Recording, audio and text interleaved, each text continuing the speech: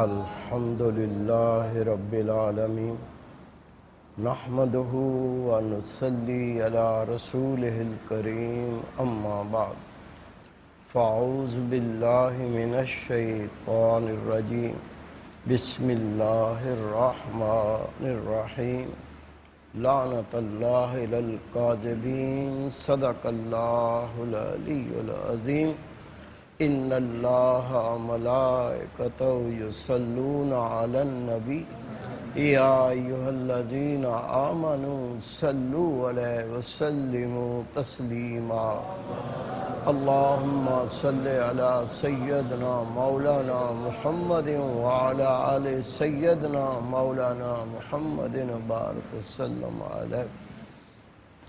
میرے عزیز دوستو، واجہ احترام بزرگوں، انتہائی پیارے بیٹوں، میری پیاری ماؤں، بہنوں، بیٹیوں، عاجز ناچیز پر تقصیر گناہگار بندے نے آپ کے سامنے اللہ تعالیٰ کے پاک کلام میں سے ایک آیہ کریمہ پڑھنے کا شرف حاصل کیا۔ رب العزت سے دعا ہے وہ پاک ذات عاجز کو صحیح مفہوم بیان کرنے کی، آپ سب کو سننے کی، ہم سب کو اس پر عمل کرنے کی توفیق عطا فرمائے۔ اللہ تعالیٰ نے اپنے پاک کلام میں ارشاد فرمایا، لعنت اللہ علی الکاذبین، جھوٹ بولنے والوں پر اللہ تعالیٰ کی لعنت ہے۔ بارہا یہ عرض کر چکا ہوں کہ لعنت کیا چیز ہے۔ اللہ کے محبوب سے پوچھا، یا رسول اللہ صلی اللہ علیہ وسلم، لعنت کا مطلب کیا ہے؟ تو اللہ کے محبوب نے فرمایا، جسے دنیا آخرت کی خیر سے محروم کر دیا جائے وہ ملعون ہوتا ہے۔ معلوم یہ چلا وہ اللہ کا بندہ، وہ اللہ کی بندی جو جھوٹ بولتے ہیں، اللہ تعالیٰ اس کو دنیا اور آخرت کی خیر سے محروم فرما دیتا ہے۔ رسول پاک صلی اللہ علیہ وسلم تکیہ لگا کر تشریف فرما تھے، اصحابہ کرام بیٹھے ہوئے ہیں۔ اللہ کے محبوب نے فرمایا، میں تمہیں سب سے بڑے گناہوں کے بارے میں آگاہ نہ کروں؟ عرض کی، یا رسول اللہ صلی اللہ علیہ وسلم ارشاد فرمائیں۔ خدا کے محبوب تکیہ لگا کر بیٹھے ہوئے تھے، آپ نے ارشاد فرمایا، سب سے بڑے گناہ شرک، ماں باپ کی نافرمانی کرنا۔ اور پھر اللہ کے محبوب نے تکیہ چھوڑ دیا، سیدھے ہو کر بیٹھ گئے اور فرمایا، جھوٹ بولنا۔ میرے بھائی، میرے بیٹے، میری پیاری بہن، میری پیاری بیٹے، گناہ کبیرہ تو اور بھی ہیں، لیکن جب ان گناہوں کا ذکر کیا گیا، پہلا گناہ شرک، دوسرا گناہ والدین کی نافرمانی، اور تیسرا گناہ جھوٹ بولنا، نبی پاک نے فرمایا یہ گناہ کبیرہ میں بڑے گناہ ہیں۔ میرے پیارے بھائی، میرے بیٹے، میری پیاری بہن، یہ بد نصیب جسے ان گناہوں کے اندر شیطان ملوث کر دیتا ہے، وہ کس مقام پر چلا جاتا ہے؟ اللہ تعالیٰ نے اپنے پاک کلام میں فرمایا، ان اللہ لا یہدی من ہوا مسرفا وکذاب۔ اللہ تعالیٰ نے اپنے پاک کلام میں فرمایا، لوگوں شک نہ کرنا، انا تحقیق، یہ تاکید کے لیے کہا جاتا ہے، جو بات بیان ہو رہی ہے اس کے اندر ڈاؤٹ میں نہ رہنا، شک میں نہ رہنا۔ اللہ تعالیٰ نے ارشاد فرمایا، بے شک اللہ تعالیٰ ہدایت نہیں دیتا یا ہدایت سے محروم کر دیتا ہے ان لوگوں کو جو حد سے بڑھتے ہیں اور جھوٹ بولتے ہیں۔ حد سے بڑھنا، اگر آپ پر کسی نے ظلم کیا، ظلم کرنے کا آپ اتنا بدلہ لے سکتے ہیں جتنا اس نے ظلم کیا، لیکن جتنا اس نے ظلم کیا اس سے بڑھ کے اگر آپ اس پر ظلم کریں گے یہ حد سے بڑھنا ہے۔ اللہ تعالیٰ نے دیکھنے کی حدود مقرر کی ہیں، کسے دیکھنا ہے، لیکن جسے دیکھنے سے اللہ نے منع کر دیا، بندہ دیکھتا ہے، یہ بندی دیکھتی ہے، یہ حد سے بڑھ کر ہے۔ اللہ تعالیٰ نے کلام کرنے کی حدود مقرر فرما دی، اگر یہ بندہ اس سے بڑھ کے کلام کرتا ہے جس کلام کی اللہ نے اجازت نہیں دی، یہ حد سے بڑھ گیا۔ اسی طرح ہر وہ اللہ کا حکم جس کو اللہ نے کرنے کی اجازت دی ہے، اگر اس سے بڑھ کے یہ کوئی فعل کرتا ہے تو حد سے بڑا ہوا۔ اور اللہ تعالیٰ نے اپنے پاک کلام میں فرمایا، میرے بندو میری بندیوں شک نہ کرنا، جو حد سے بڑھنے والا ہے اور جھوٹ بولنے والا ہے اللہ تعالیٰ اس کو ہدایت عطا نہیں کرتا۔ جس کو اللہ ہی ہدایت عطا نہ کرے، کون ہے جو اس کو سیدھے راہ پر چلائے؟ جس کو اللہ ہی ہدایت کی توفیق نہ دے، کون ہے جو اس کو ہدایت کے راہ پر چلائے؟ میرے پیارے بھائی، میرے بیٹے، اگر یہ بندہ رب کی بندی چاہتی ہے، اللہ مجھے ہدایت کا رستہ عطا فرما دے، ہدایت کے راہ پر چلا دے، ان دو گناہوں سے اجتناب کرنا ہے، ان گناہوں سے بچنا ہے۔ اللہ تعالیٰ نے دوزخ کے 7 طبقات بنائے۔ سب سے نیچے کا طبقہ جس میں نبی پاک فرماتے سب سے زیادہ گرمی، سب سے زیادہ عذاب۔ اس کے بعد جو دوزخ کا طبقہ ہے وہ نچلے طبقے سے، اس میں گرمی بھی کم ہے اور عذاب بھی کم ہے۔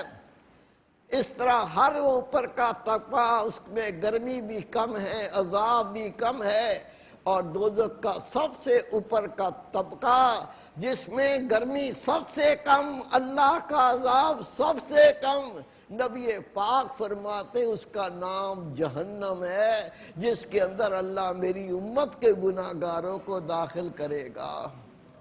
میرے پیارے بھائی، میرے بیٹے، ابھی آپ نے سنا نبی پاک کے فرمان کے مطابق جو دوزخ کا سب سے نچلا طبقہ ہے، اس میں اللہ کا سب سے زیادہ عذاب ہے، سب سے زیادہ گرمی ہے، زیادہ سے زیادہ اذیت ہے۔ اور تیرے میرے پیارے محبوب فرماتے ہیں، پتہ ہے اس دوزخ سے سب سے نچلے طبقے میں کون ڈالا جائے گا؟ عرض کی یا رسول اللہ صلی اللہ علیہ وسلم، اللہ اس کا محبوب جانتے ہیں۔ نبی پاک نے فرمایا اس میں منافقین کو داخل کیا جائے گا۔ وجہ میرے پیارے بھائی، میرے بیٹے، منافقین کا گناہ کیا ہے کہ اسے دوزخ کے سب سے نچلے طبقے میں اللہ داخل کرے گا؟ ان کا گناہ جھوٹ بولنا ہے۔ وہ کہتے ہیں ہم اللہ اس کے رسول پر ایمان لائے، لیکن ان کا دل اللہ اس کے رسول پر ایمان نہیں لایا، وہ جھوٹ بولتے ہیں۔ اسی جھوٹ کی وجہ سے جہنم کے سب سے نچلے طبقے میں منافقین کو ڈالا جائے گا۔ میرے پیارے بھائی، میرے بیٹے، میری پیاری بہن، میری بیٹی، آج کل جھوٹ بولنا مذاق بن گیا۔ جھوٹ بولتے ہیں، پکڑے گئے، ہونا چاہیے کہ وہ نادم ہو جائے۔ جھوٹ بولا تھا، پکڑا گیا، اس کو شرمسار ہونا چاہیے، لیکن یہ بات ختم ہو گئی۔ جھوٹ بولا، جب یہ پکڑا گیا تو ہنستا ہے، دانت نکالتا ہے، کہتا میں تو مذاق کر رہا تھا۔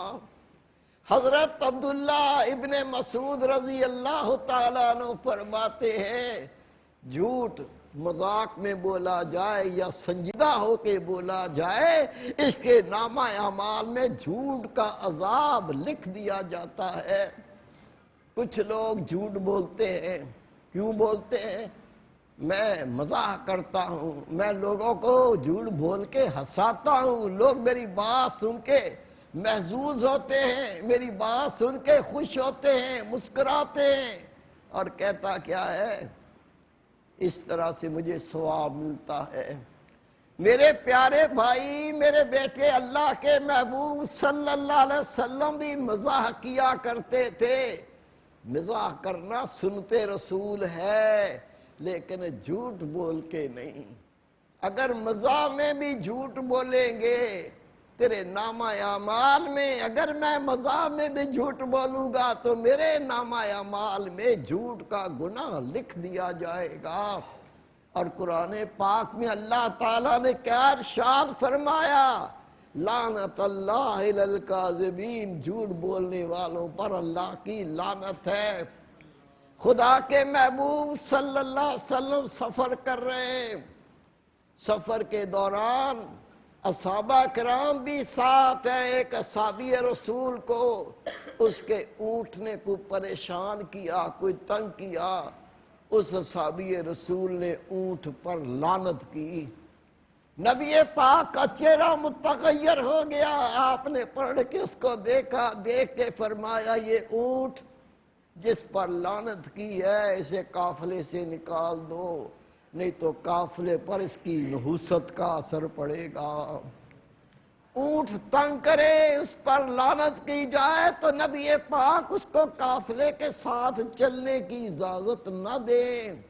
اور ہم بچے کو ذرا طبیعت کے خلاف بات کی، لعنت تجھ پر۔ نوکر نے ذرا سی طبیعت کے خلاف بات کی، لعنت تجھ پر۔ بیوی ذرا سی کوئی طبیعت کے خلاف کام کر لے تو لعنت تجھ پر۔ اور میرے پیارے بھائی، میرے بیٹے، یہ کتنی بڑی چیز ہے۔ اپنی زبانوں کو لگام دیں، اپنی زبانوں کو روکیں، ان کلمات پر ادائیگی نہ کریں، وہ کلمات ادا نہ کریں جس کو اللہ اس کا محبوب ناپسند کرتے ہیں۔ نبی پاک صلی اللہ علیہ وسلم کا ارشاد مبارک ہے، ایک بندہ لوگوں کو ہنسانے کے لیے، خوش کرنے کے لیے جھوٹ بولتا ہے، اور اس وجہ سے وہ جہنم میں اتنا گہرا گرتا ہے کہ زمین و آسمان کے فاصلے سے بھی بڑھ کر وہ جہنم میں گرا دیا جاتا ہے۔ زمین و آسمان کا فاصلہ ذرا اندازہ لگائیں، اس کا فعل کیا تھا، اس نے کیا کام کیا تھا؟ لوگوں کو ہنسانے کے لیے جھوٹ بولا۔ تو رسول پاک فرماتے ہیں جتنا زمین و آسمان کا فاصلہ ہے یہ جھوٹ بول کر اگلے کو ہنسا تو لیتا ہے، لیکن یہ زمین و آسمان کے فاصلے سے بھی جہنم میں زیادہ گہرا گرا دیا جاتا ہے۔ میرے پیارے بھائی، میرے بیٹے، جن کاموں سے اللہ اس کے محبوب نے روکا وہ ماسوا خسارے کے نہیں، اور جس کو اللہ اس کے نبی نے کرنے کا حکم دیا وہ فائدے کے سوا کچھ نہیں۔ اب بندہ مومن مرد عورت کو کیا کرنا ہے؟ جن کاموں کا اللہ اس کے رسول نے حکم دیا بس اس کو اپنا لو، اور جن سے روک دیا ان سے باز آ جاؤ۔ واقعات میں آتا ہے حضرت عبداللہ ابن عمر رضی اللہ تعالیٰ عنہ، بڑی شان ہے آپ کی۔ جب تک حضرت عبداللہ ابن عمر رضی اللہ تعالیٰ عنہ حیات رہے، مسجد نبوی میں منبر رسول پر بیٹھ کر اور کوئی صحابی حدیث پاک نہیں سناتا تھا۔ کہتے تھے جس انداز سے عبداللہ ابن عمر حدیث پاک سناتے ہیں اس طرح تو کوئی حدیث پاک نہیں سناتا۔ اتنی بڑی شان۔